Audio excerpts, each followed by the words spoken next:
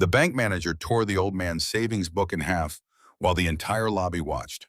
For more than 2 hours, 74-year-old Roscoe Burkhart had sat quietly as customers who arrived after him were welcome, served, and escorted into private offices.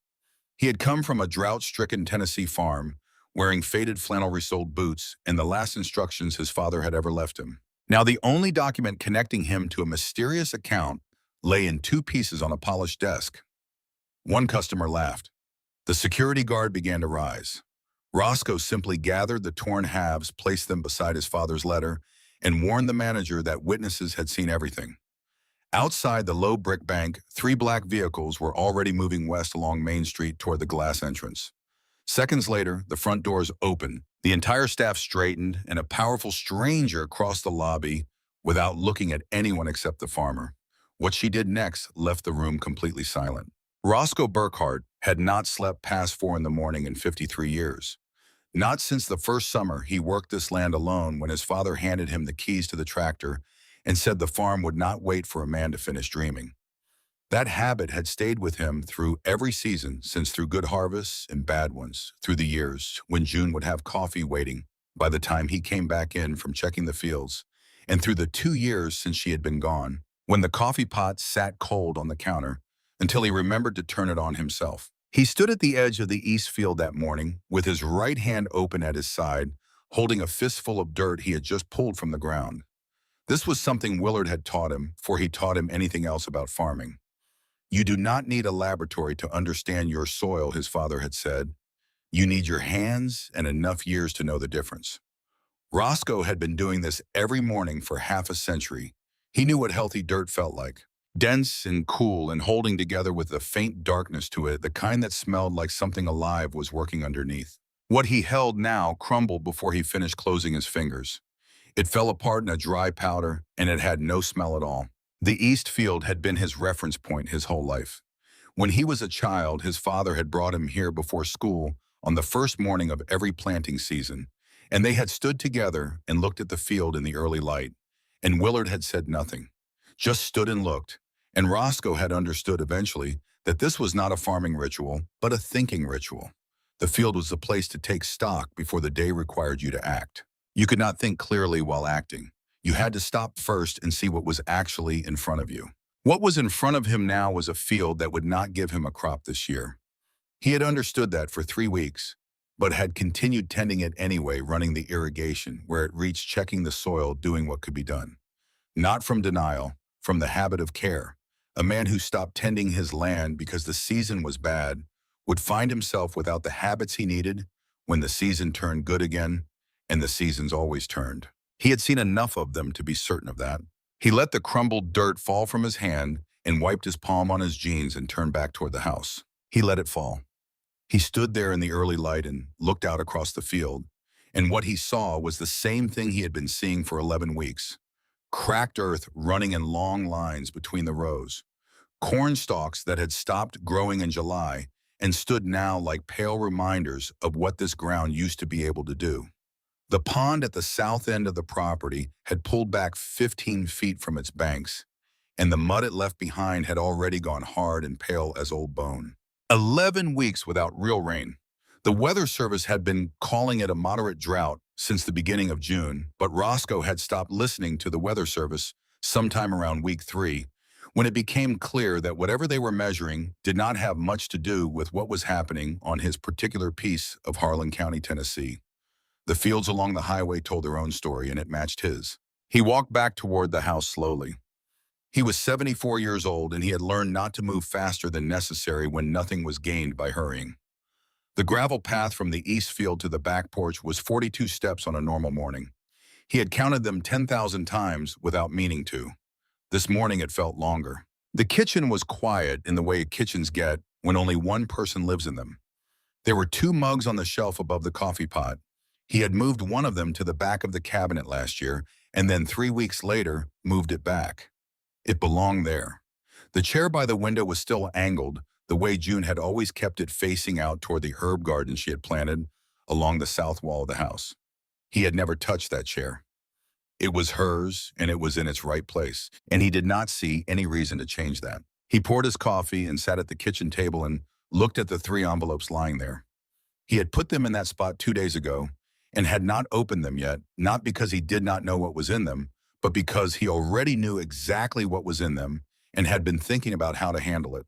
The first was the electric bill. He was 43 days past due. The second was a notice from the County Agricultural Loan Office, a form letter about his spring operating credit and the approaching review period.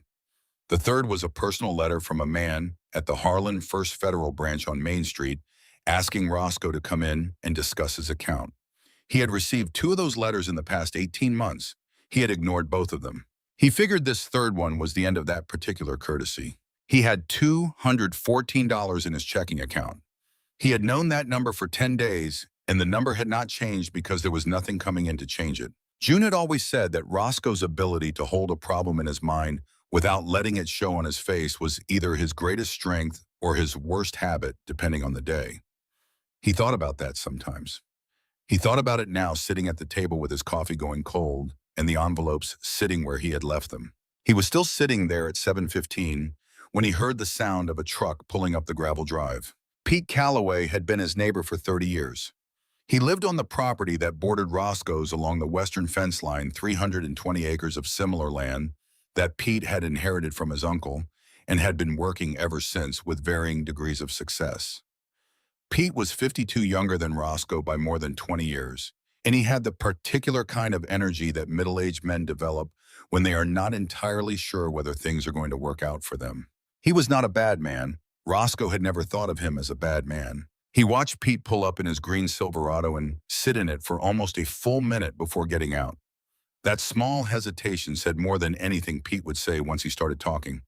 It was the hesitation of a man who had rehearsed the words on the drive over and still was not entirely comfortable with them. Pete came around the front of the truck and stopped at the edge of the yard.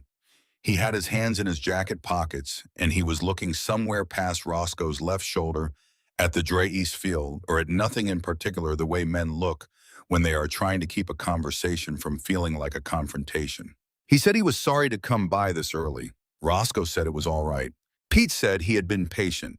He said he understood that the summer had been rough on everybody in the county, that his own corn was in nearly as bad a shape as Roscoe's, that he was not trying to make things harder than they already were. But he had a family and a mortgage payment coming up at the end of the month, and the $800 he had lent Roscoe in March for the veterinary work on the cattle herd was money he genuinely needed back. Roscoe listened to all of this without interrupting. He watched Pete's face while he talked and understood that every word of it was true. Pete had waited 4 months. Pete did have a family. The $800 was not a small amount to either of them. When Pete finished, Roscoe looked at him and said 2 words, "End of the week." Pete looked back at him. The silence between them stretched out for a long moment. Roscoe knew what Pete was thinking because Pete was smart enough to do the arithmetic. Roscoe did not have $800. Pete knew that. And Pete also knew that in 30 years of being neighbors, Roscoe Burkhart had never once said he would do something and then not done it. That record was worth something even now. Pete nodded slowly. He said he appreciated it. He got back in his truck and drove down the gravel lane without looking in the rearview mirror, which Roscoe appreciated. Some men left a situation gracefully, and Pete was one of them. Roscoe stood in the yard after the truck disappeared behind the tree line. The morning was already warm, the way mornings had been all summer, the heat arriving before 7 and staying until well past dark. He looked out at the east field and then back at the house at the kitchen window where June's chair was visible through the glass angled toward the garden, the way she had always kept it. He had not thought about the box in years. That was not entirely true. He had thought about it plenty of times. He had thought about it in 2008 when the equipment loan came due at the same time the hay crop failed. He had thought about it in 2015 when the roof on the main barn needed replacing and the estimate came in at twice what he had budgeted. He had thought about it every time things got bad enough to qualify as bad. And every time he had decided that things had not quite gotten bad enough, yet that there was still one more thing he could try first. But he had made Pete a promise he had no way of keeping without help. He owed money to the electric company and to the county loan office. June was gone and the land was dry, and he had $214 in a promise he intended to keep. He went inside and stood in the kitchen for a moment. Then he walked to the base of the stairs. The stairs to the second floor made their usual sounds under his weight. The floors up here were older than the ones downstairs late in the 1940s when his grandfather built this section of the house, and they had a particular voice to them that Roscoe had known since childhood. He had learned to navigate them without waking his parents as a boy. He had listened to them in the dark after Juno was diagnosed, the first time lying awake wondering if the sound meant she had gotten up for water. He had not been up here often in the past 2 years. He pulled the cord, and the attic hatch swung down, and the folding stairs unfolded themselves. He climbed. The attic ran the full length of the house, low-ceilinged at the edges, and just tall enough to stand upright in the center. There were boxes up here that had not been opened since before June died, things she had stored methodically with labels she had written in her neat, careful handwriting. Winter curtains, Willard's books, Christmas, photographs sorted by decade. She had always been the one who organized the things that accumulated over a life, and her system was still intact up here, still legible, still exactly what she had left it. Roscoe stopped when he saw the storage box with June's handwriting on the side that said simply Roscoe's mother's things. He did not know why he stopped. He had known that box was up here. He stood in and looked at it for a moment, and then he looked to the left, where he had stored Willard's wooden box 9 years ago, placing it in the corner behind one of June's storage trunks, where it would be out of the way but not lost. The two of them had ended up side by side without any intention on his part. Willard's dark wooden box with its small brass lock, and June's cardboard storage trunk with her handwriting on the side. They sat next to each other in the dim attic light, as if they had always been meant to occupy the same corner of the same house. He stood there for a moment and thought about June. Not about her being gone, just about her. The way she had always known when he was carrying something without asking him about it directly. The way she had kept her chair angled toward the lavender because she said it needed watching in the early morning, and she was the only one who remembered to do it. Then he crouched down and moved the storage trunk a few inches to the side and pulled Willard's box toward him. He had been keeping the small brass key in the top drawer of his nightstand for 9 years. Not with the other keys in the kitchen drawer, not on his key ring, not in the catch-all dish by the front door. He had kept it separate and specific in a place he would never confuse with anything else, because he had always understood that one day he would need to find it quickly and without any uncertainty about where it was. He had gone downstairs and retrieved it before climbing up, and now he knelt on the attic floor and looked at his father's handwriting on the small paper tag still adhered to the lid after all these years. The glue had dried and yellowed, but it was holding. The ink had faded from black to a soft gray, but the words were still clear. Open this when you have nothing left and nowhere left to go. Roscoe sat with that for a long moment. He had read those words many times over the years without opening the box. He read them now differently because now they were true. He opened the lock. Inside the box there were two things: a savings passbook with a pale green cloth cover, the kind that banks had issued decades ago, with the name Willard J. Burkhart printed on a label on the front, and a sealed envelope with a single word written on it in his father's handwriting. Roscoe, not Roscoe Burkhart, not son, just his name in the handwriting he had known since he was old enough to read. He opened the envelope carefully, the way you open something you have been waiting a long time to open. Inside was a single sheet of paper folded in thirds the way Willard had always folded letters. The handwriting was firm and deliberate, the handwriting of a man who chose each word before he wrote it. This account was opened in my name, but it belongs to you. Go to Harlan First Federal on Main Street. Ask them to verify the account. Whatever they tell you, do not leave without a written answer. Your father trusted you to know when the time was right. Below the signature was a date. Roscoe read the date twice. March 1999. He sat back on his heels and looked at the paper in the growing light coming through the attic vent. In March of 1999, Roscoe had been 50 years old. June had still been perfectly healthy. The farm had been carrying a modest operating loan, but nothing unusual for a property of its size. There had been no crisis in 1999, no particular darkness, no reason for Willard to have been thinking about his son's worst moment. Willard had written this letter not because he was about to die. He had written it 23 years before he died, when everything was fine, because he had understood that everything would not always be fine, and he had wanted to have something ready before that day came. He had made a preparation, while preparation was still easy, because he knew that when the time came, it would not be easy. Roscoe folded the letter and placed it back in the envelope, and put the envelope in the breast pocket of his flannel shirt. He put the passbook in his other breast pocket. He closed the box and returned it to its place in the corner next to June's trunk, where it had always been. He came back downstairs, went to the kitchen, and ate a piece of bread standing at the counter. He put on his best clothes. He and June had chosen this outfit together in 2003 for their son Daniel's wedding. The flannel shirt with the blue check pattern, the khaki pants that had faded to a soft tan, over 20 years of careful use, the leather boots he had resold twice. It was the most formal clothing he owned. It still fit him the same way it always had, which said something about the life he had lived on this land. Before he started his truck, he made one stop. Chadwick Whitfield's machine shop sat at the end of Coalfield Road, half a mile from where the county highway began. Chadwick was 67 years old and had run this shop for 40 years, doing repairs on farm equipment and small engines with the methodical patience of a man who understood that most broken things could be fixed if you took the time to understand exactly what had gone wrong. He had known Willard Burkhardt since before Roscoe was born. He was the only person in Harlan County who had. Roscoe found him under a disassembled hay rake lying on a piece of cardboard on the concrete floor with a trouble light clipped to the frame above him.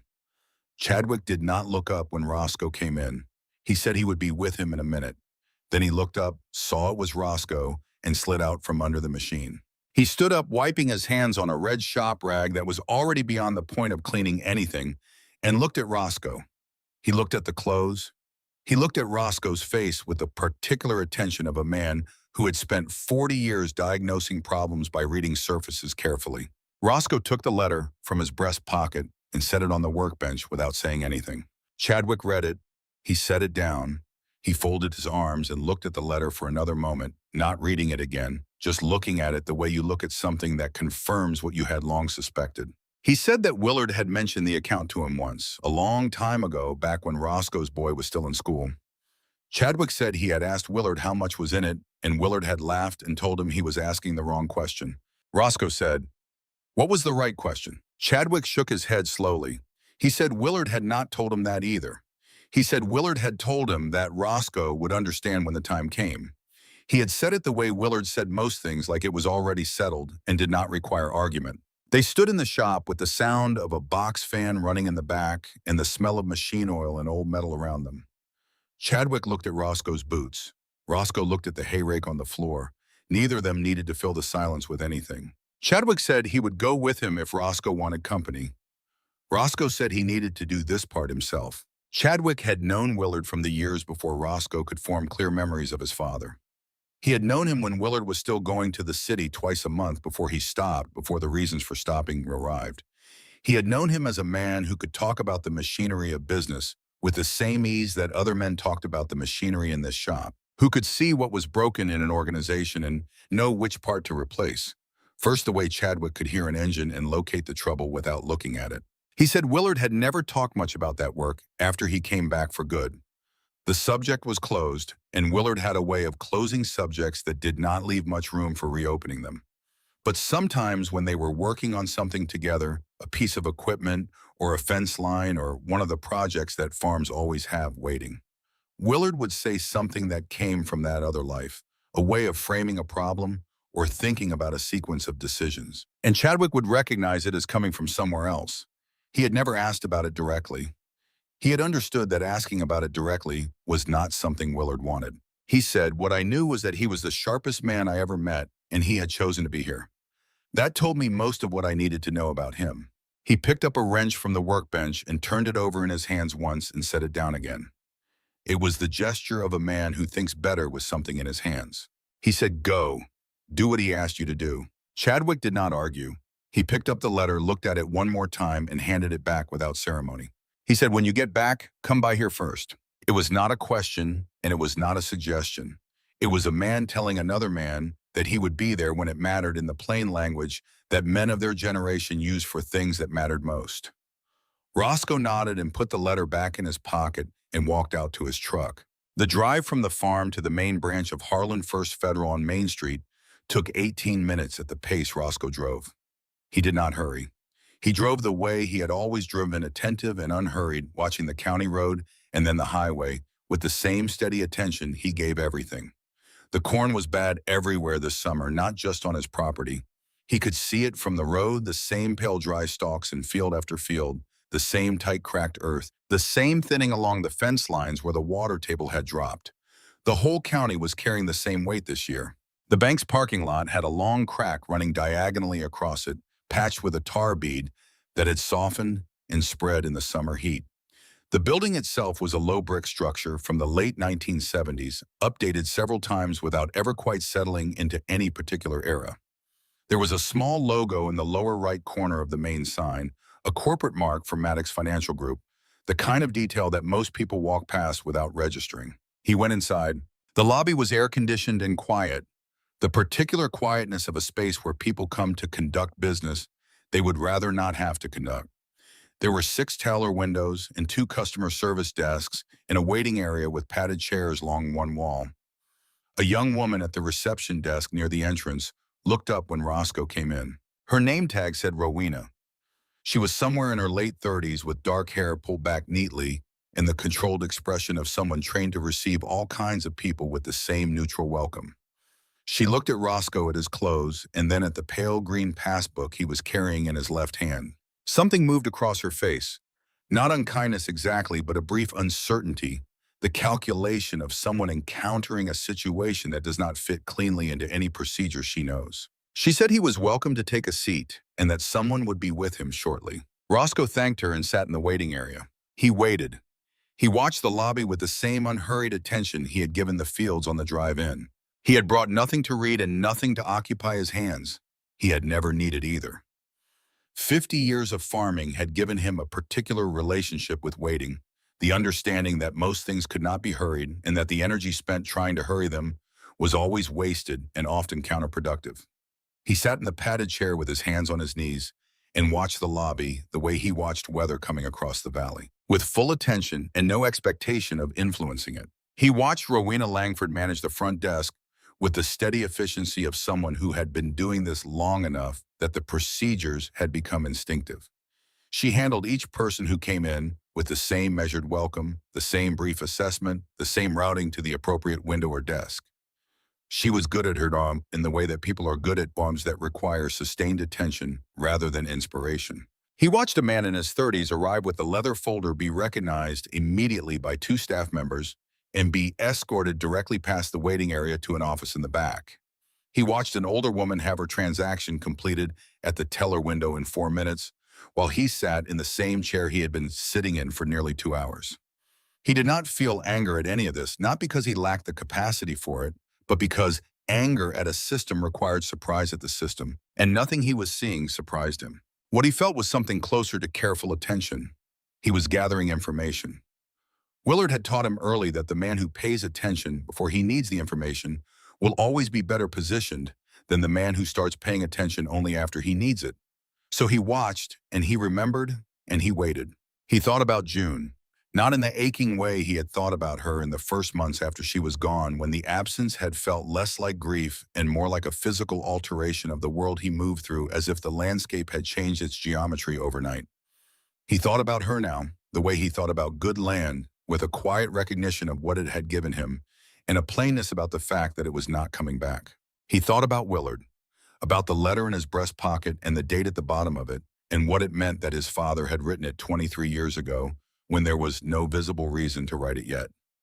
Willard had always done things at the right time, which often meant doing them before the right time had arrived according to anyone else's reckoning. He had understood that preparation was only useful before the thing you were preparing for arrived, and that the most valuable preparations were the ones that looked unnecessary until the day they were not. The clock above the teller windows moved. A second wave of customers came and went. The air conditioning ran steadily. He watched people come in after him and be called to windows and desks while he sat in the same chair. He watched a man in a pressed suit be escorted immediately to a private office by someone who came out specifically to meet him. He watched 2 women in business clothes bypass the waiting area entirely.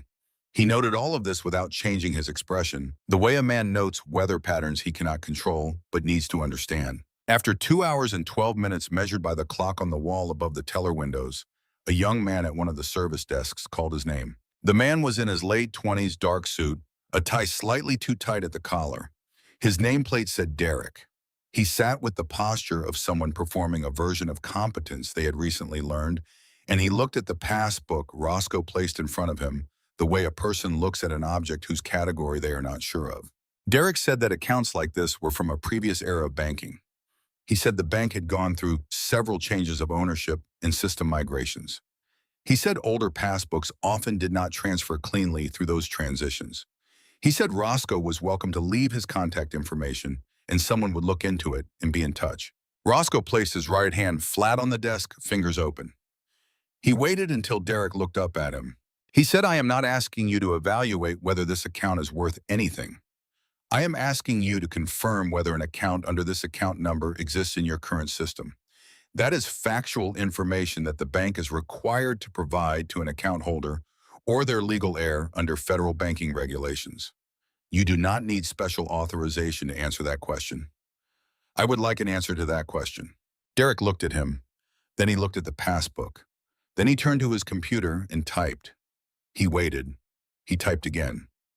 Something appeared on the screen and his face changed in a way he did not manage to control. His fingers stopped moving. He was still staring at the screen when a voice came from behind and to the right. The voice said, "I will handle this." Clifton Bramlett was 45 years old and moved through the bank the way men move when they have been the most important person in every room they have occupied for a long time. He was average height and average build, dressed with the careful precision of someone who had learned that clothing was a form of authority. He wore his watch slightly loose on his wrist, the way certain men wear watches when they want them noticed, without appearing to want them noticed. Roscoe observed this without particular feeling. Bramlett looked at Roscoe, at the passbook, at the accumulated evidence of 2 hours of waiting in the scene in front of him, and made a decision in approximately 3 seconds. His face settled into an expression of practiced patience that was really a form of dismissal wearing a more acceptable mask. He said that the bank appreciated Roscoe coming in, but that the branch did not have the resources to investigate historical documents of uncertain provenance.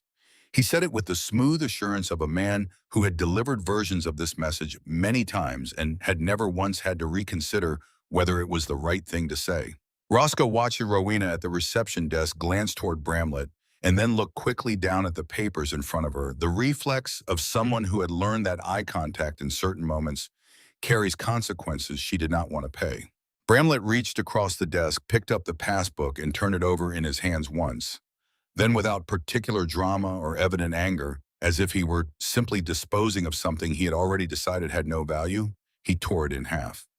He placed both halves on the desk in front of Roscoe, with the flat finality of a man closing a subject. He said that the bank did not have time for this kind of thing, that the lobby was busy, and that he was sure Roscoe understood. Several people in the waiting area had turned to look. One of them laughed a short, involuntary sound, the way people laugh when someone insists on something they have already decided is futile. Roscoe looked at the 2 halves of the passbook lying on the desk. He did not move for a moment. Then he reached forward and picked them both up and held them together carefully, the way you hold something you intend to keep regardless of what it looks like now. He folded them together and placed them in the breast pocket of his flannel shirt, the same pocket that held Willard's letter, and he buttoned the pocket closed. Then he looked at Bramlett directly. He said quietly enough that only Bramlett could hear it clearly, "That was a legal banking document belonging to a valid account holder. You destroyed it in front of witnesses. I want you to understand that I know that, and I want you to understand that I will not forget it." It was not a threat. Roscoe was not a man who made threats. It was a statement of fact in the same tone he used when noting that a section of fence line needed replacing before the season changed. It was the voice of a man who kept accurate records of things that mattered. Bramlett held his gaze for 1 second. Then he straightened his jacket and turned toward the security desk near the side wall and nodded once. The guard began to stand, and then the front doors of the bank opened. 3 black vehicles had pulled to the curb outside one after another, and people were coming through the doors, moving with the coordinated purpose of a team that had done this before. The lobby shifted. Roscoe could feel it shift before he fully understood what was causing it. The staff members, who had been managing their small territories of the building, began rearranging themselves, straightening, orienting toward the entrance, in the way people orient towards something that outranks them. Bramlett turned from the security guard toward the door. He touched his tie. The woman who walked through the lobby did not look at the cluster of branch staff moving toward her. She did not look at Bramlett. She did not look at the young man in a good suit who followed her in consulting his phone with an expression of genuine confusion, clearly trying to understand where she was going. She walked through the lobby in a straight line, and the line ended at Roscoe Burkhardt. She stopped in front of him. She was in her late 50s, simply dressed, the kind of woman whose authority had long since stopped needing to announce itself. She looked at him for a moment with an expression he could not fully read. And then she bowed slowly and with complete deliberateness, the way people bow when they mean it, entirely without performance. The lobby went quiet. Roscoe looked at her. He did not recognize her. He said, "The only honest thing, I do not know who you are." She straightened up, and for the first time since she had walked through those doors, she smiled. It was the kind of smile that arrives when something you stopped expecting has suddenly appeared in front of you, genuine and unhurried and slightly surprised by itself. She said her name was Nadine Maddox. She said it plainly without the expectation that the name would produce a reaction. She watched his face. When it produced none, she nodded slightly, as if this confirmed something she had already understood about this day. She pulled a chair from the nearest desk and set it across from the one Roscoe was standing beside, and she sat down and looked at him steadily. It was not the gesture of someone in authority managing a situation. It was the gesture of a woman who had decided that what was about to happen would happen the right way at eye level, without furniture of power arranged between them. The young man who had followed her and Kermit Granger, her nephew and the regional operations director, stood 2 steps behind her. His phone was now in his jacket pocket. His expression had settled into the careful neutrality of someone who has understood that his role in this particular moment is to be present and say nothing. Bramlett had not moved from his position near the service desks. He was watching Nadine Maddox the way a man watches something he cannot yet determine is danger or opportunity. Roscoe sat down. Nadine looked at him for a moment longer, the way someone looks when they are confirming a resemblance they had already expected to find. Then she said, "I need to tell you a story. It will take some time. I want to ask you to stay with it until the end." Roscoe said, "All right." She began. More than 20 years ago, she had been running a small real estate development company in Nashville. She had started it herself at 31. With borrowed money, she had spent the following decade paying back at interest rates that taught her exactly what debt felt like from the inside. By the time the company was 5 years old, it had 23 employees and a solid regional reputation, and she had begun to believe the hard part was behind her. She paused. She said the hard part was not behind her. In the spring of 2003, 4 things went wrong at the same time. A zoning decision in Williamson County that reversed a preliminary approval her team had been counting on. A construction lender who pulled out of a joint commitment 6 weeks before closing. A key subcontracting relationship that dissolved without warning when the owner took ill. And underneath all of it, a credit line that her primary bank had extended and was now very quietly indicating it intended to review. She had sat in her office on a Tuesday evening after everyone else had gone, going through the numbers for the 4th time that week and arriving at the same answer. The company was not bankrupt yet, but it was in the specific condition where every path forward depended on a variable she could not control, and every variable she could not control was moving in the wrong direction simultaneously. She had called her attorney, her CFO, her 2 original investors.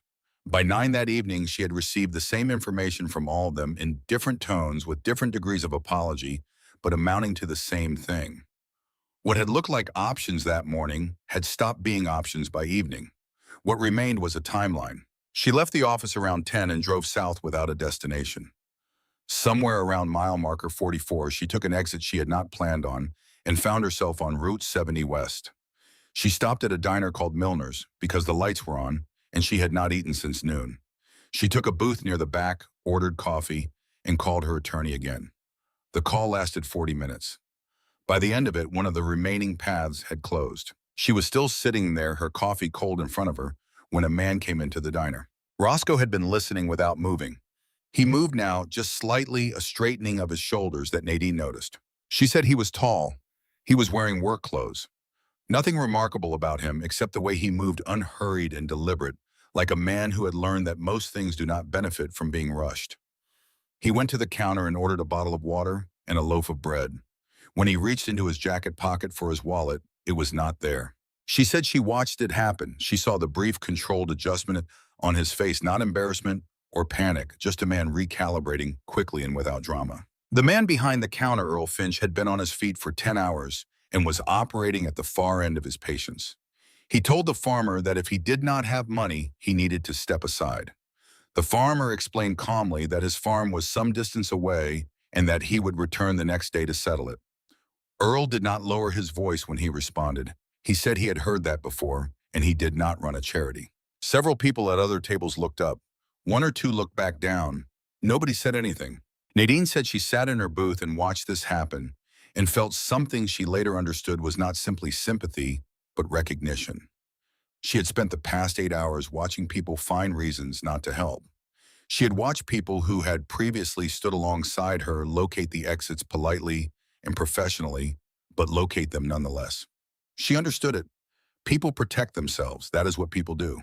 But she was sitting in a booth in a diner on a highway she had not planned to be on, watching a man be told to leave because he could not cover the price of water and bread, and something in her simply would not stay seated. She walked to the counter and told Earl to put it on her bill. She gave the farmer enough to cover what he needed and $50 more for the drive home, because she did not know how far home was, but she knew $50 would handle most distances. The farmer looked at her. She said she had thought about that look many times in the years since. It was not the look of someone surprised by kindness. It was something more considered, more deliberate. He thanked her and picked up his things. She went back to her booth. She had just settled in and reached for her phone when she realized the farmer had not left. He had walked to the table directly behind her booth and sat down. She had not heard him move, but when she glanced back, he was there completely still, not eating, not reading, not looking at anything in particular. Just present. She had another call to make. Her CFO about the Williamson County project and whether a reduced scope could salvage anything with the lender. She did not lower her voice because she was near the back of the diner, and it was almost 11, and there were only 4 other people in the building, including the farmer behind her. The call lasted 22 minutes. When it ended, she put her phone on the table and looked at the cold coffee and thought about driving back to Nashville. Something landed softly on the table beside her coffee cup. She looked down. It was a folded piece of notebook paper set down so carefully it had made no sound. She had not seen the farmer move. She had not heard him cross from his table to hers. But he was standing there now beside her booth, already turning to leave. She asked him to wait. He stopped. He looked back. She asked what it was. He said it was a thank you and that he hoped it would be useful. Then he walked to the door and was gone before she had fully processed what had happened. She unfolded the paper. She stopped there and looked at Roscoe. She said, "I want to be careful about how I describe what was on that paper. I have tried many times to describe it accurately, and I am not certain I have ever done it justice." Roscoe said nothing. He was watching her with complete attention. She said it was not advice. It was not encouragement or general counsel from a well-meaning stranger. It was a complete and detailed corporate restructuring plan for a company the man had never seen written in 40 minutes in the back of a roadside diner from overhearing one side of 2 telephone conversations. Every project was addressed with precision, not by the names she had used on the calls, she had been careful about that, but by accurate description that left no ambiguity. The Williamson County situation, the construction lender, the dissolved subcontractor. Each had a specific sequence of actions attached ordered by timing and dependency. The credit line problem, which she had not discussed on either call, was addressed in the final section with a solution built on a specific piece of publicly available information that no one in her advisory circle had thought to connect to her situation. She read it twice in the booth, drove back to Nashville, and read it again at 2 in the morning. Then she called her CFO at 7 the next day and asked him to come in early. Her CFO had spent 6 years at a firm specializing in distressed corporate restructuring before joining her company. He was not a man who was easily impressed, and he was not a man who used certain words carelessly. She had learned this about him and respected it. After reading the notebook paper, he set it down on the conference table and looked at it for a long moment. Then he asked, "Who wrote this?" Not as a rhetorical question, as a genuine one, as if the answer would tell him something essential about what he was holding. She told him she did not know. She went back to Milner's 2 days later and spoke to Earl Finch, described the man, asked if he knew him. Earl said he remembered the incident but did not know the man's name. She spoke to the other two customers who had been there, having noted where they were sitting, and made the effort to find them again. Neither could help.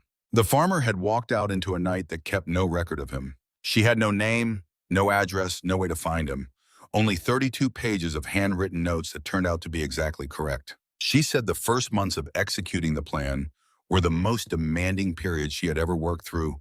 More demanding in some ways than the crisis itself. The crisis had a clear shape.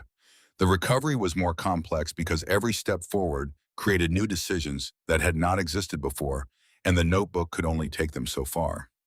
At some point, the path Willard had laid out reached its natural end, and she had to continue from there on her own understanding. She said that was when she understood what the notebook had actually given her beyond the immediate instructions. Not just a set of procedures, but a way of seeing. The notebook had a logic about the relationship between different parts of a business that she had not been taught to think about in that particular way. Once she had followed it through, once she began to recognize the same structure in other situations.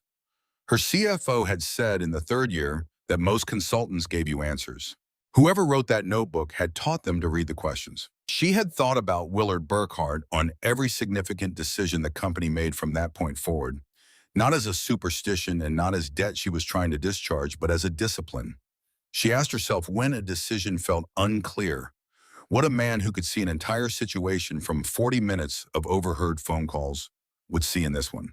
It was not always answerable, but asking it changed what she looked at. She said, "We followed every instruction in that notebook."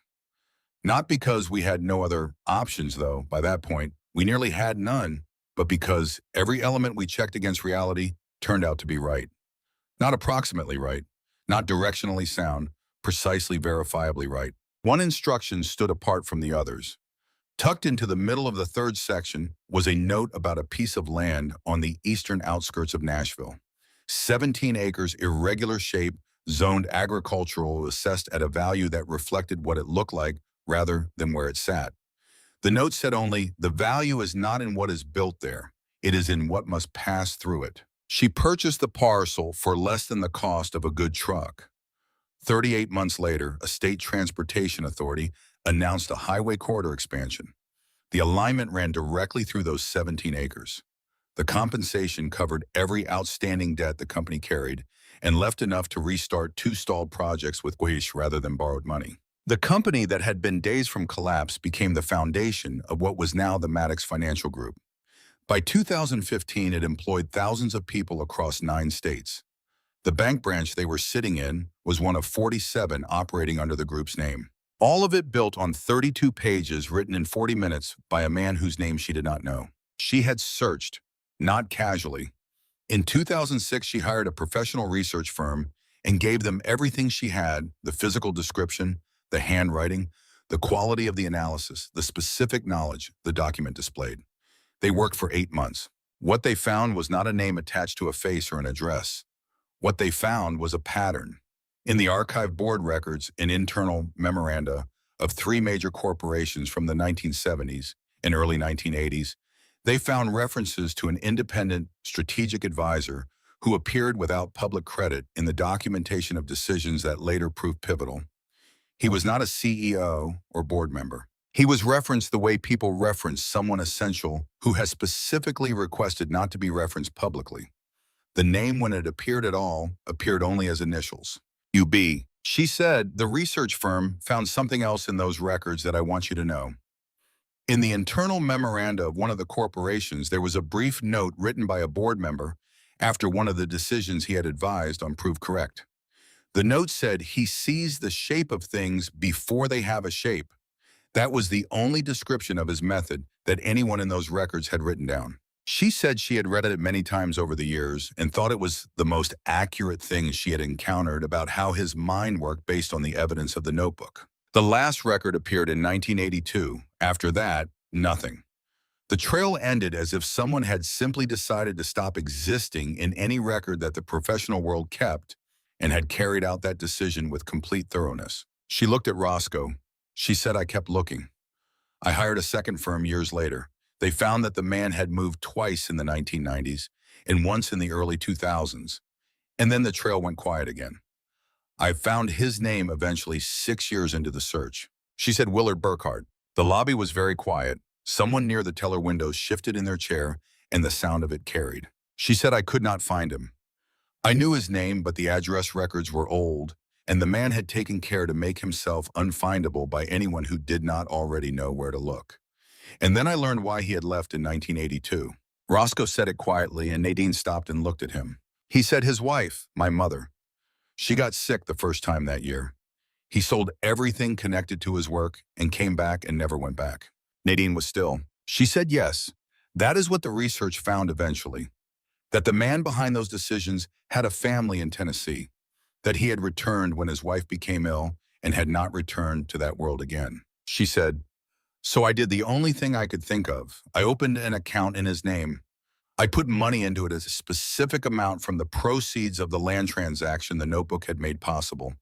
I arranged for it to be flagged in our system so that I would be notified personally if it was ever accessed or inquired about. And then I left that door open and waited. She said for 20 years that account sat untouched. I thought sometimes I was waiting for a man who might already be gone. But I kept the account open because it was the only door I knew how to leave unlocked for him. She said I want to tell you something about the years of searching, not to explain the account, you understand the account now. But because I think your father deserves to have someone say it plainly. She said for 20 years I looked for a man who did not want to be found. He had not been hiding from me specifically. He had been living a life that did not include the professional world he had left, and that was a principled choice that I had no right to disturb even if I had been able to. But the searching itself was important to me, not because I owed him the money, though I did, because I needed him to know if he was still alive, that what he had done had mattered to someone, and that the someone had not forgotten. She said the money in that account is real, and it is yours, and you should use it for whatever you and this land need. But it was never only about the money.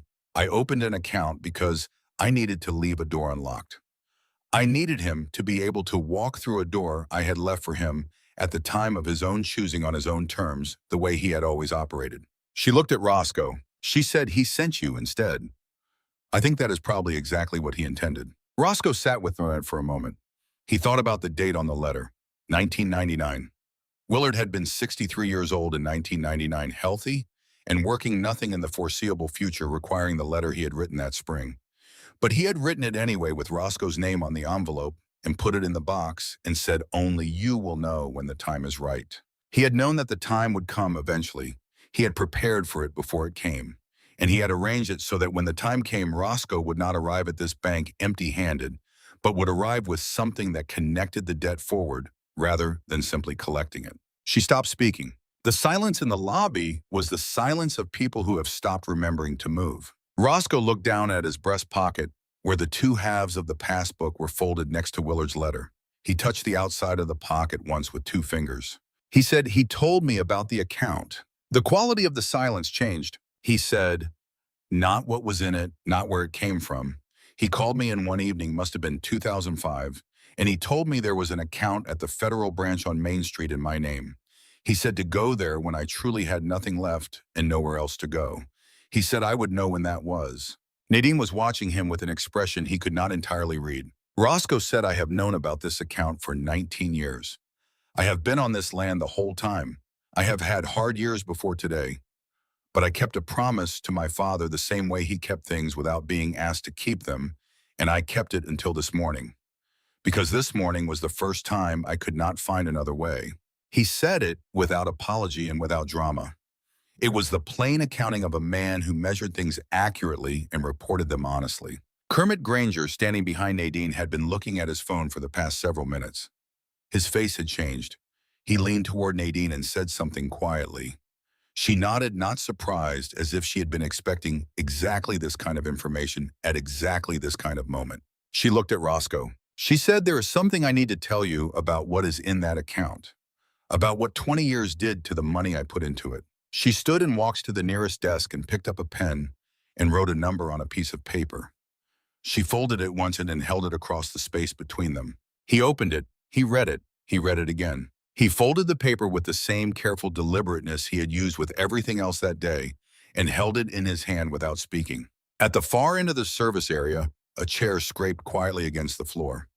Rowena Langford had been at her station for the past half hour, with a form in front of her filling it in line by line, with the slow, careful attention of someone who understands that what she writes will matter and cannot be undone once submitted. She had been writing since Nadine started speaking steadily without looking up. Bramlett had been watching her. He walked toward her desk now with the unhurried deliberateness of someone exercising authority through presence rather than words. He stopped beside her desk and placed one hand flat on the corner of it. He said her name, once the way you say a name when you want it to function as a warning. Rowena did not look up. She kept writing. He said, "This is not the appropriate time for that." She finished the sentence she was on. Then she looked up at him directly for the first time that day without looking away. She said, "I think this is exactly the right time." She turned the form face down on her desk, placed her pen on top of it, and folded her hands and looked at him steadily. In the lobby of a bank where every person present had spent the past hour watching someone misuse whatever authority they possessed, the sight of a woman with no authority at all, simply refusing to move, was the thing that finally made Bramlett take his hand off the corner of her desk and step back. Kermit was looking at Roscoe. He said quietly across the space between them, "The system flagged the account at 6:47 this morning. She was in a board meeting in Nashville. She canceled it before the notification finished loading." He paused a moment. He said, "I have worked for her for 9 years. I have never seen her cancel a board meeting for anything." Roscoe held the folded paper and looked at Nadine, who was looking back at him. She said, "I need to tell you one more thing about your father and about that night. Something I only understood after many years of thinking about it."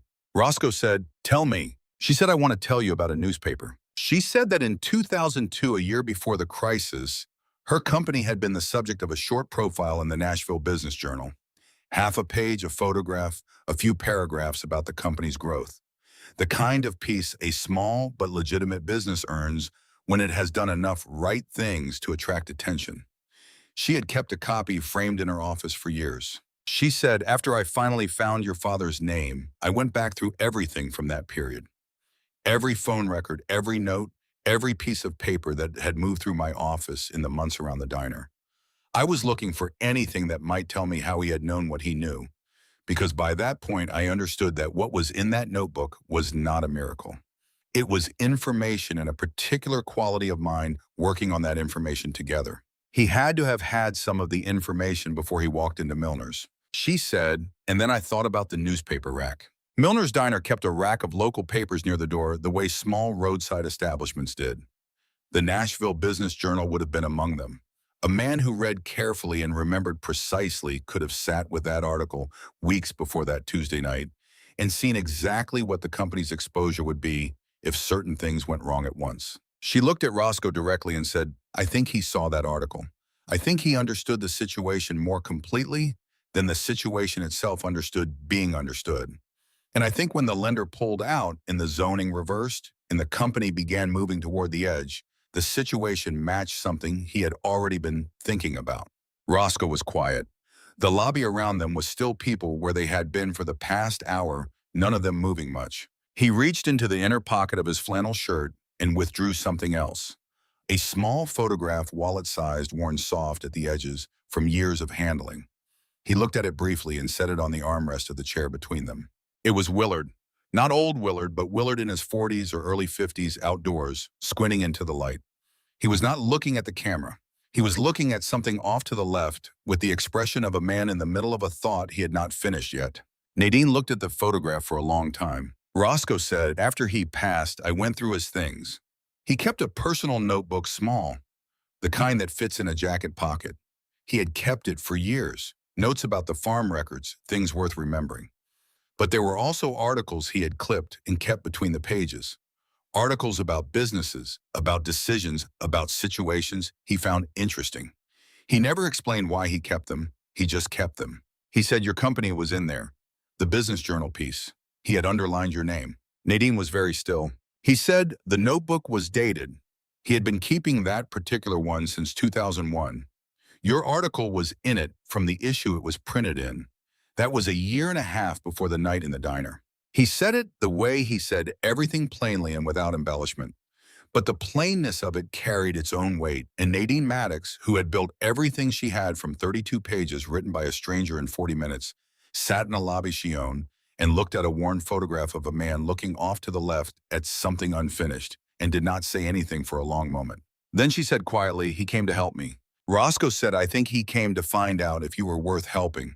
What you did at that counter, paying for his meal, when you had every reason to be thinking only about yourself, I think that was what he needed to know. He already had the plan. He was deciding who he was giving it to." She looked at the photograph again. She asked, "Did he ever mention me?" In all those years, Roscoe thought about this honestly. He said, not by name, but there was a shelf in his study above his desk where he kept what mattered most to him. A photograph of my mother, the original deed to this land, a letter from a man he had known in Korea, and one envelope I never opened and never asked about because I understood from where he had placed it that it was not mine to open. After he died, I looked inside. It was your article, the same one. He had kept it separately, not in the notebook, but on that shelf, with the things that mattered most. The lobby was very quiet. Nadine set the photograph down gently and stood. She turned toward Clifton Bramlett.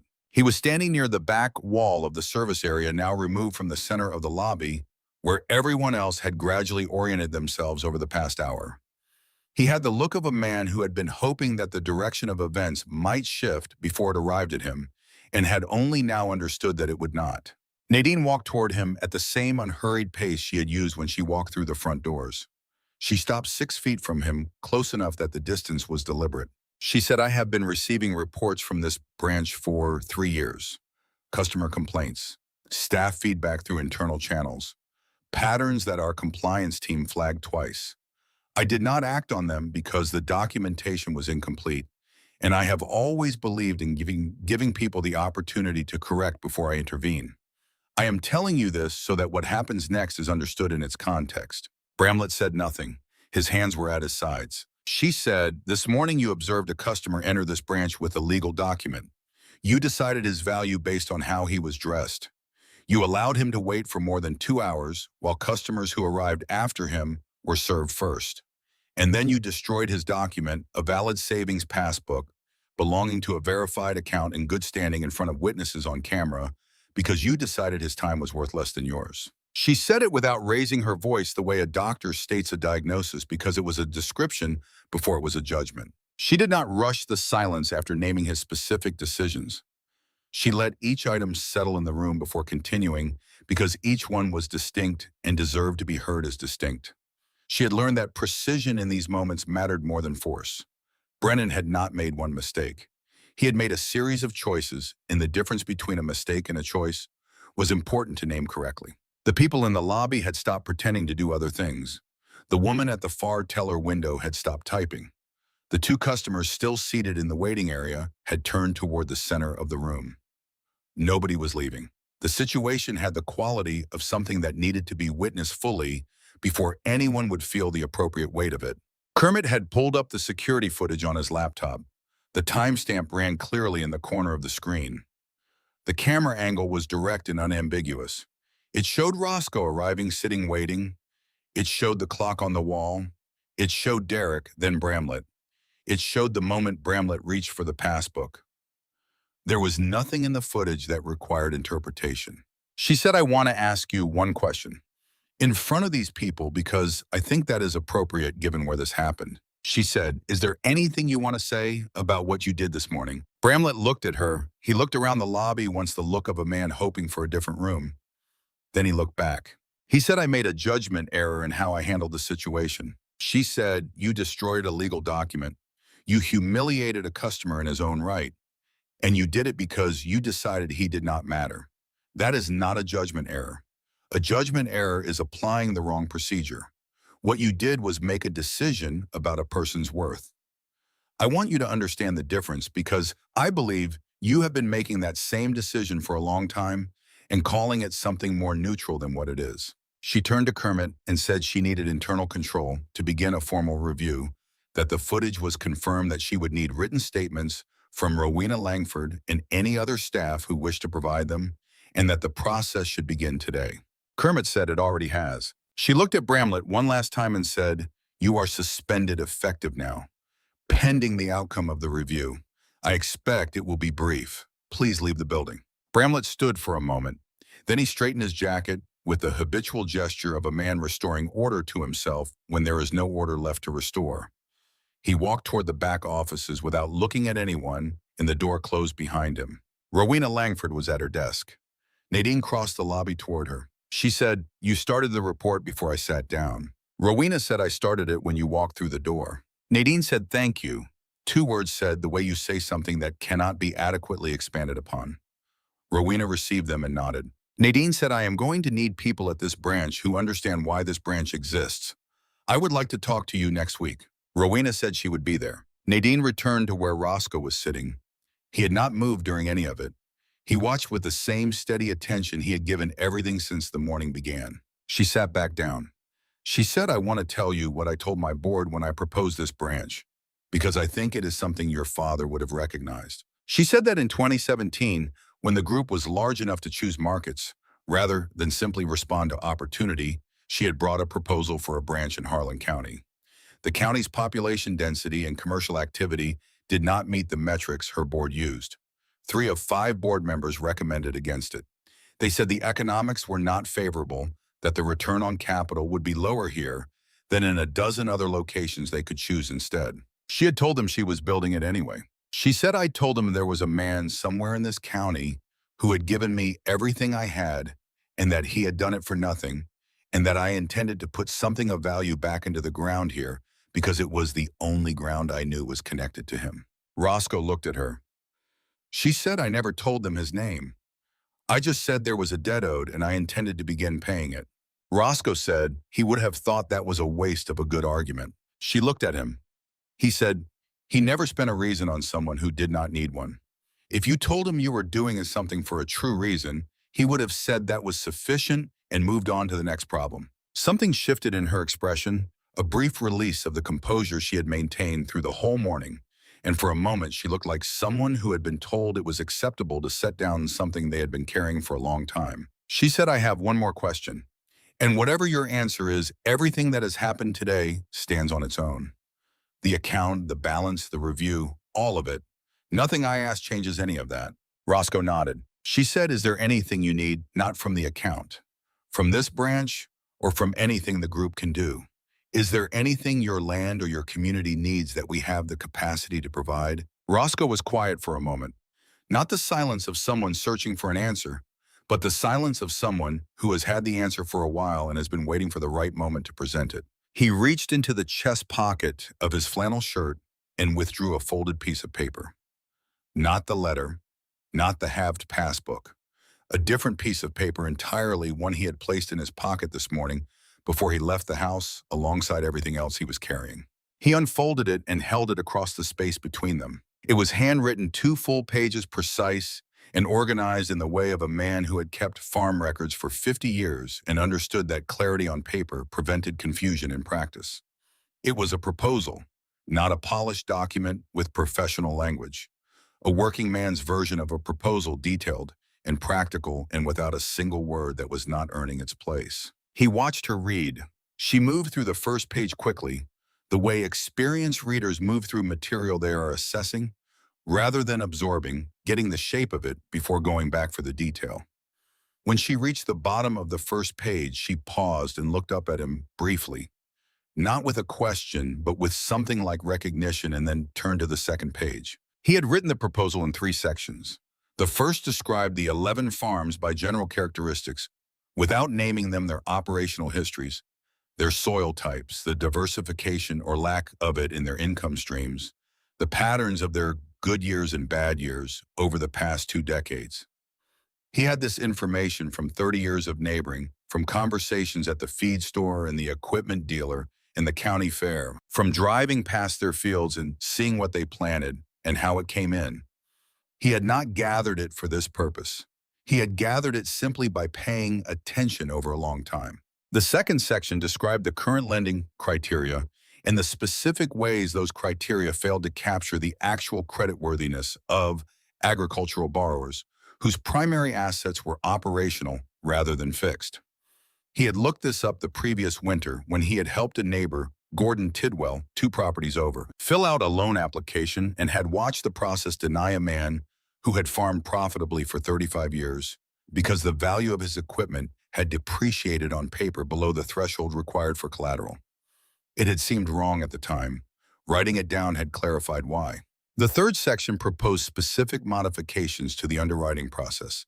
A community standing review conducted by 2 local validators with no financial interest in the outcome, a 10-year operational history requirement in place of asset-based collateral, and a loan ceiling low enough that the risk to the institution would be manageable even in a worst-case scenario of multiple simultaneous defaults, which his experience suggested was unlikely given the character of the borrowers he was describing. He had written it in one sitting 3 weeks ago on a Sunday evening when the drought was in its 8th week, and the conversation with his neighbor had been sitting in his mind for 6 months. He had not known at the time what he would do with it. He had written it because it needed to be written, and he was the person in a position to write. And because Willard had taught him that the right action taken before the right moment was worth more than the same action taken after. Kermit had been reading the second page over Nadine's shoulder.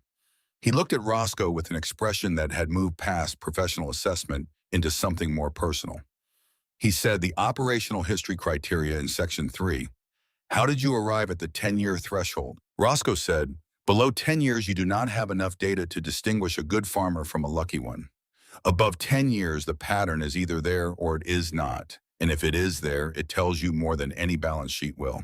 Kermit looked at Nadine. She was looking at Roscoe. She said, you wrote this yourself. He said there are 11 farms in this county within 15 miles of this branch. All working farms, family operations, people who have been on their land for generations. The drought this year will leave most of them carrying a debt they cannot service comfortably going into spring planting. The bank's current lending criteria require asset-backed collateral that most of them cannot provide. Not because they have been irresponsible, but because the value of what they have is in the work they do and the land they know, and that does not translate into a balance sheet the way a building or an equipment inventory does. He said, what I am proposing is a small credit facility managed through this branch that evaluates agricultural borrowers based on operational history and community standing, rather than exclusively on collateral value. The amounts would be modest, the terms standard. The risk would be lower than the bank's current metrics suggest because the people I am describing do not default on obligations. They work their way through them. I know this because I have been their neighbor for most of my life, and I have watched them do it. Nadine read while he spoke. She turned to the second page. She said, you wrote this yourself. He said, I have been thinking about it for a while. I did not know when I would have a chance to present it to someone who could do something with it. Kermit had moved closer and was reading over Nadine's shoulder. He looked at Roscoe and then back at the document with an expression that had shifted from confusion to something closer to attention. Nadine said, my father left me a plan that saved my company, and you came here today to ask me to help save your neighbors. Roscoe said, my father helped you because you helped him without knowing who he was or what it would cost you. That seemed worth continuing. She looked at him for a long moment. Then she turned to Kermit and said, I want this in front of the Community Lending Committee by Thursday. I want the criteria reviewed and a pilot structure proposed within 30 days. This branch exists to serve this county, and I want it to actually do that. Kermit said, I will have it set up today. Nadine took the pen she had been holding and signed the bottom of the second page of Roscoe's proposal. Not a formal approval, a commitment that the conversation had happened and would continue. She handed it back. He folded it and put it in his pocket. She stood. He stood. She held out her hand. He took it. They shook hands the way 2 people shake hands when there is nothing left to negotiate and nothing left to prove, and the only thing remaining is the honest acknowledgement that something real has occurred between them. She said, tell me one thing about him, something you remember. He thought about it without hurrying. He said he got up before the sun every morning his whole life. Not because the farm required it, though it did. Because he said the first hour of the day belonged to the person who was willing to show up for it. He said most people let it go to waste. He never did. She said he was still doing that when he walked into that diner. Roscoe said he was always doing that. He picked up Willard's photograph from the armrest and looked at it once more at his father, looking off to the left at something unfinished, and then he put it back in his pocket where it had always been. The drive home took the same 18 minutes. The fields along the highway looked the same as they had on the way in, pale and dry and waiting. He passed Milner's Diner on Route 70 West. The lights were on in the early afternoon.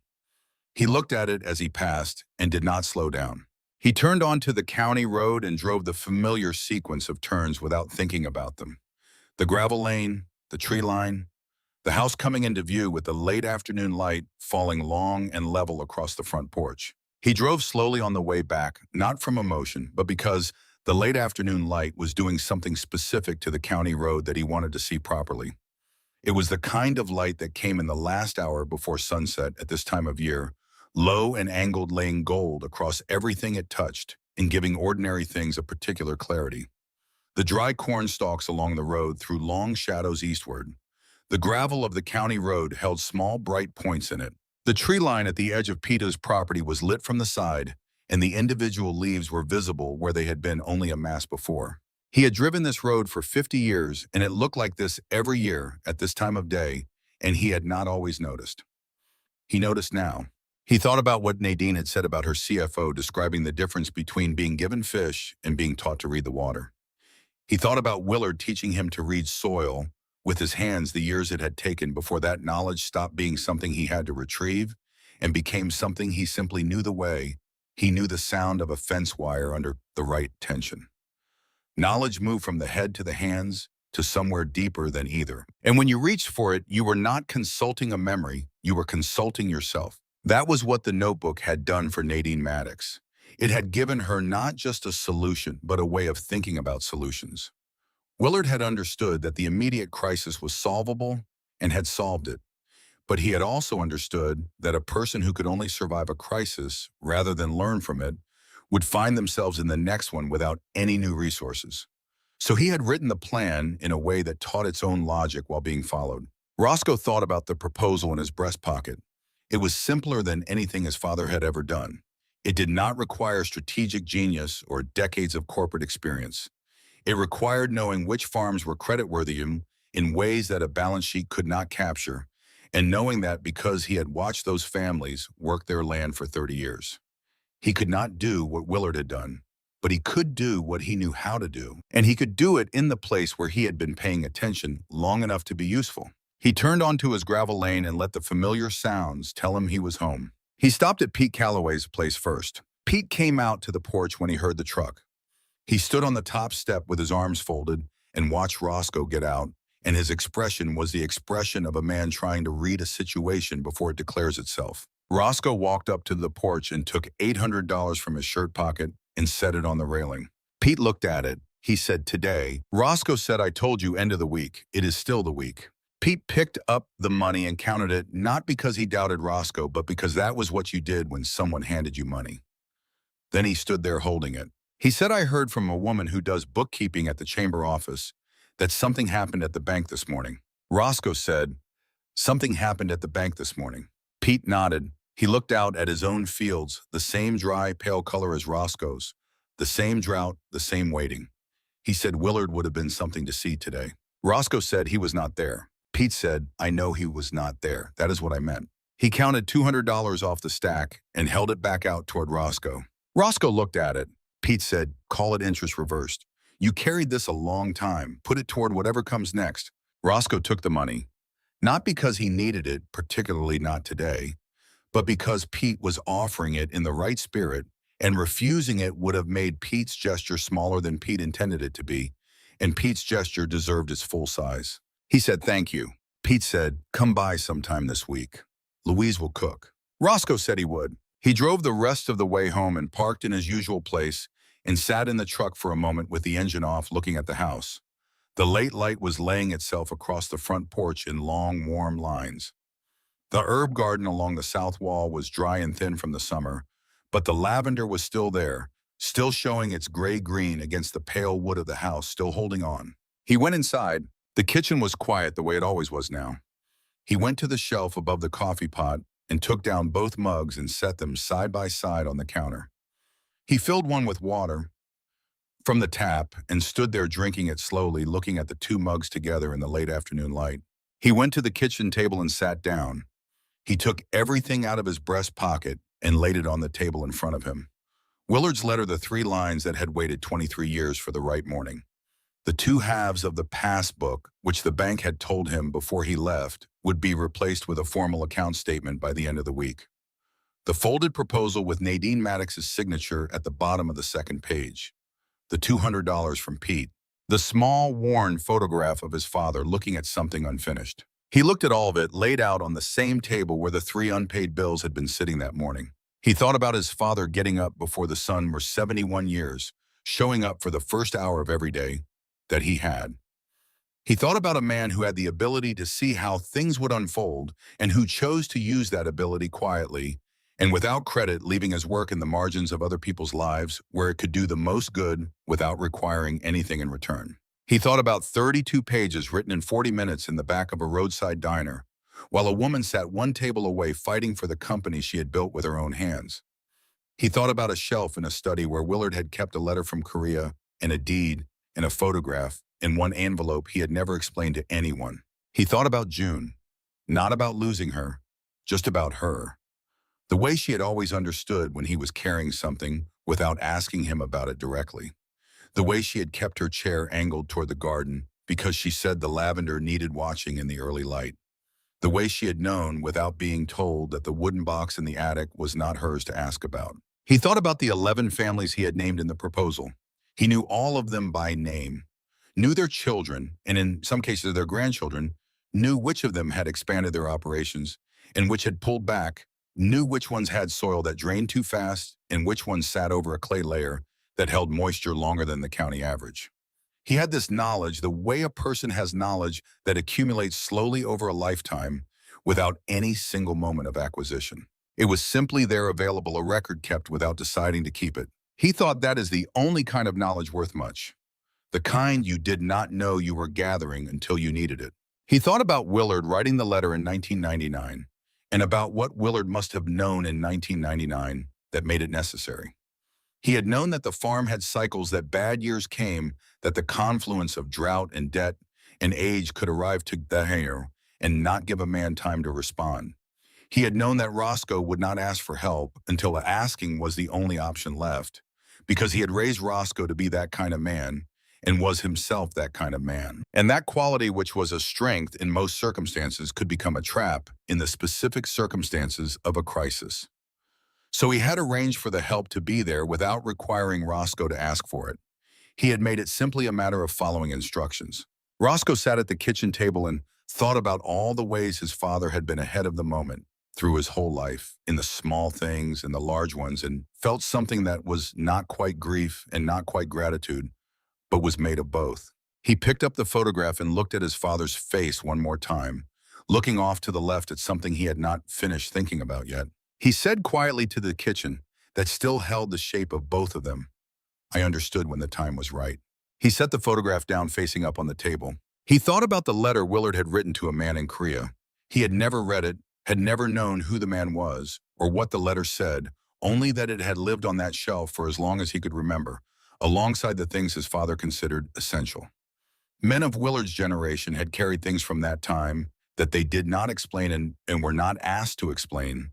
The letter was one of those things. What mattered was that Willard had kept it on the shelf where he kept the things that required keeping, and that it had been there the same way the envelope with Nadine Maddox's article had been there, quietly present, part of the record of a life that had tried to do right by the people it touched. Roscoe thought that is what a life is finally for. Not for the things you accumulated in it, or the problems you solved, or even the harvest you brought in. For the record you left of having shown up and paid attention and done what you could with what you had been given. For the doors you left unlocked when you understood that someone else would need them eventually on a morning you would not be there to see. Then he pulled the proposal toward him and opened it to the second page where Nadine's signature was, and below the signature there was still space on the page. He picked up a pen and began to write. Not a new plan, a continuation of the one he had already started, filling in the details that still needed working out before Thursday when Kermit Granger would bring it before the committee. Outside, the sky over the east field was going amber, and then a deep orange as the sun went down behind the tree line to the west. The lavender in the herb garden caught the last of the light and held it for a moment gray-green, going briefly gold before the evening came fully on and the fields went dark. He thought about Pete Calloway's $200 sitting on the kitchen table in front of him. Pete had handed it back without being asked, without ceremony, with the simple directness of a man who understood that the right thing in a moment was sometimes just the obvious thing. Roscoe had taken it because refusing it would have been a form of pride that served no one. He had learned that from Willard too eventually, after spending most of his youth confusing pride with dignity and only slowly understanding the difference. Pride protected the self. Dignity protected what the self stood for. They were not the same thing and they did not always point in the same direction. He thought about what the quilt would look like when the drought broke. He had seen it enough times to know. The first rain would come as a smell before it came as anything else, the particular smell of water on dry earth, and then the sound of it on the roof, and then the east field would begin its slow return. The corn stalks would not come back, but the soil would take the water and remember what it was supposed to do, and by spring it would be ready again for what was planted in it. The land did not need to be convinced to recover. It needed only the conditions for recovery to be present, and then it recovered according to its own nature. He pulled the proposal closer and wrote a note in the margin of the second page about the drainage patterns on 3 of the 11 properties he had described. It was a detail that mattered for understanding why those farms showed revenue variability that a simple income analysis would misread as risk when it was actually a function of geography that experienced operators had long since learned to manage. He wanted that in the document before Thursday because it was the kind of detail that changed the picture. He wrote steadily, the lamp warm above him, the kitchen quiet around him, the fields dark outside the window, and the lavender invisible now, but present, still holding on in its right place at the edge of the garden, where June had planted it in a spring 20 years ago, and it had come back every year since, without being asked. Roscoe wrote until he needed more light. Then he reached up and turned on the lamp above the kitchen table and kept writing the same way his father had kept showing up for the first hour of every day that mattered, which had turned out to be all of them. He turned off the lamp eventually and sat for a moment in the dark kitchen with the shapes of everything familiar around him, the 2 mugs on the counter, June's chair by the window, the table where he had sat every morning for 50 years and where he sat now with a proposal that had a signature on it and would go before a committee on Thursday. Outside, the county was quiet, the way it was always quiet at this hour, the sound of insects in the dry grass and somewhere far off a truck on the county highway. He listened to it for a moment, then he got up and went to bed, and before he fell asleep, he thought that tomorrow morning he would get up before the sun, the same as always, and go out to the east field and hold a handful of dry soil, and one of these mornings the soil would smell different, and he would know the drought was breaking. He had been farming long enough to wait for that without fear.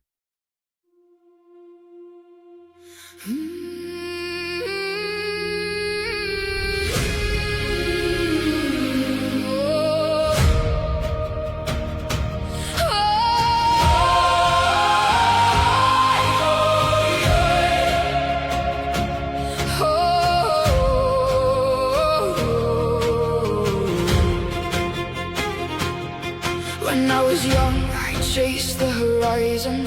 Certain peace was waiting there. I thought the storms were wrong turns taken, and every burden was unfair.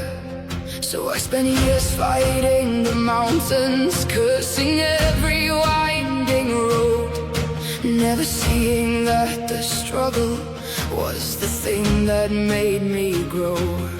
The eagle learns within the wind, the oak grows strong beneath the snow, and every soul that's worth becoming must walk where harder paths may go. The road was never meant to be easy, the storm was never meant to pass. The waves were not there to stop me, they were there to teach me how to last. Every trial is part of the journey, every scar becomes a guide. The mountain is not in my way, the mountain is the reason for the climb.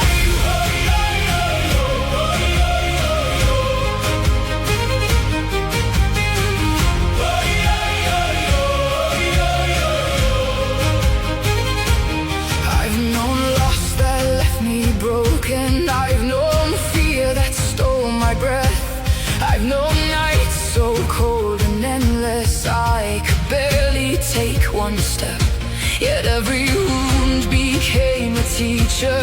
Every failure left a mark, and every valley that I walked through placed another star within the dark. The river doesn't fight the canyon, it learns to carve its way ahead. What seems a wall to those who fear it becomes a path for those who tread. The road was never meant to be easy. The storm was never meant to pass. The waves were not there to stop me. They were there to teach me how to last. Every trial is part of the journey. Every scar becomes a guide. The mountain is not in my way. The mountain is the reason for the climb.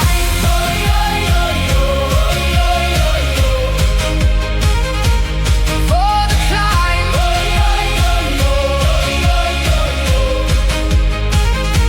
One day I stopped asking, why me? And started asking, what can I learn? The moment I embraced the fire lost its power to burn. For every challenge holds a gift, though hidden from the eye. The obstacle and destination